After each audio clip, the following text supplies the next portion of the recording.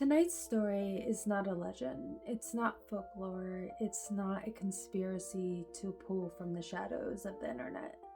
This is an ongoing disappearance of Nancy Guthrie, an 84-year-old woman, a mother, a grandmother, and a mother of today's show host, Savannah Guthrie.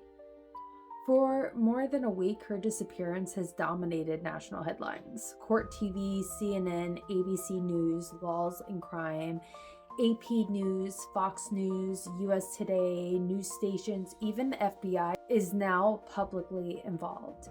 And yet, despite surveillance footage, alleged ransom notes, public pleas, and a massive investigation, Nancy Guthrie has not been seen, heard from, or proven alive since the early morning hours of February 1st.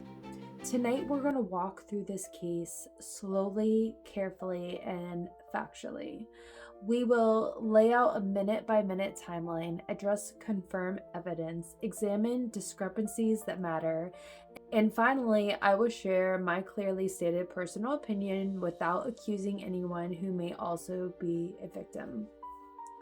This is Nightly Haven, and this is where the timeline begins. Saturday, January 31st. Saturday evening begins without alarm.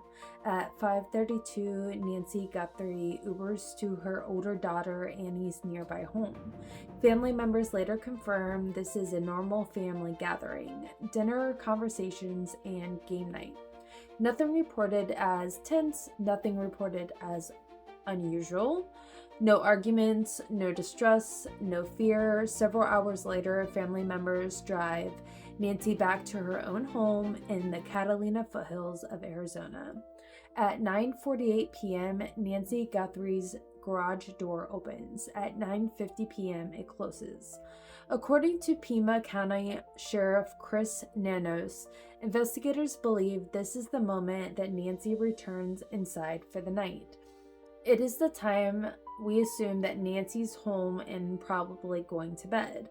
At this point, nothing appears wrong. No calls for help, no emergency alerts, no disturbances reported by the neighbors.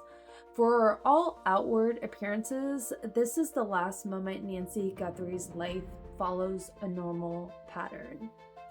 Early morning, Sunday, February 1st.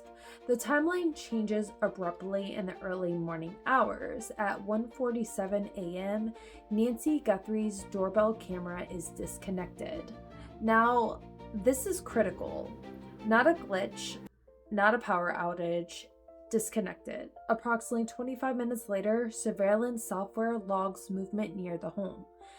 At 2:28 a.m., data from Nancy Guthrie's pacemaker app shows the device disconnected from her watch.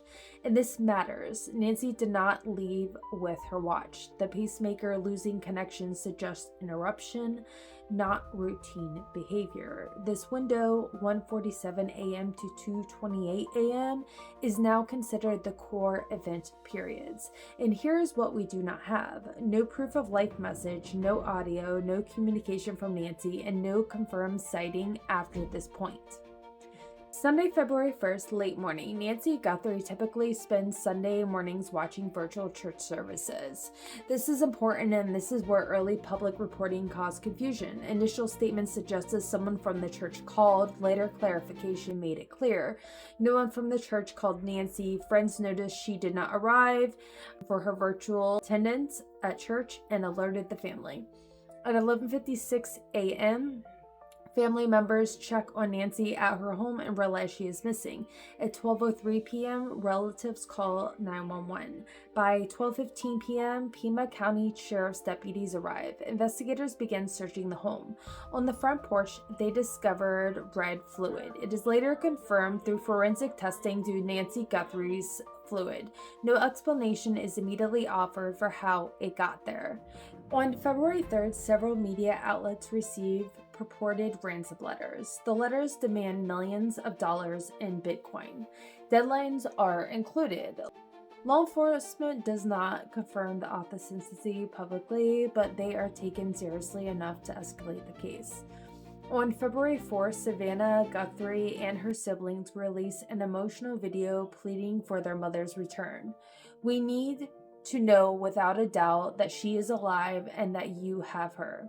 The sentence matters because even at this point, the family has not been shown proof of life. Law enforcement's activities intensifies. By February 5th, the FBI formally joins the investigation and announces $50,000 reward. February 7th to February 9th. Additional ransom communications are reportedly received by media outlets. Deadlines pass. Nancy Guthrie is not returned. Investigators tow a vehicle believed to be hers, search rooftops, examine septic tank, conduct follow-up searches at multiple locations. Still, no proof of life. No confirmed contact, no verified communication from Nancy. On February 7th, her children released another video saying, "We will pay." Hours later, law enforcement visits Annie Guthrie's home and leaves with evidence. February 10th. The FBI releases newly recovered images and videos. The footage shows a masked individual appearing armed, tampering with Nancy Guthrie's front door camera. During the early morning hours of her disappearance, the FBI confirms the footage was recovered from back-end residual data, not the physical camera itself. Savannah Guthrie shares the images publicly, writing, "Someone out there recognizes this person. We believe she is still out there. Bring her home." There are discrepancies, and acknowledging them is not disrespectful. Initial reports about a church call were incorrect. Nancy had not attended in person in church since COVID. The pacemaker disconnect timing raises serious questions. No proof of life has ever been released. Red liquid was found, but no public explanation given. These are the facts, not accusations. And I want to be very clear here. This is my personal opinion based on publicly available information. I am not accusing family members. I am not accusing law enforcement, and I'm not accusing anyone who may also be suffering.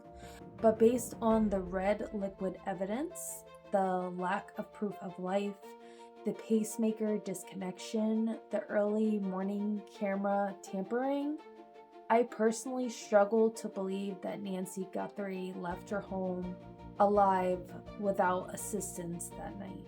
That doesn't mean someone intended harm. It does not mean someone close is responsible. It means the evidence suggests interruption, not choice. And until the proof of life is shown, that concern remains valid. Nancy Guthrie is not a headline. She is not a theory. She is a missing woman. If you know something, even if it feels small, please contact authorities. This case is active. This story is not over, and silence is not neutral. This is Nightly Haven, and we will keep the light on until she's found. Have a good day, guys.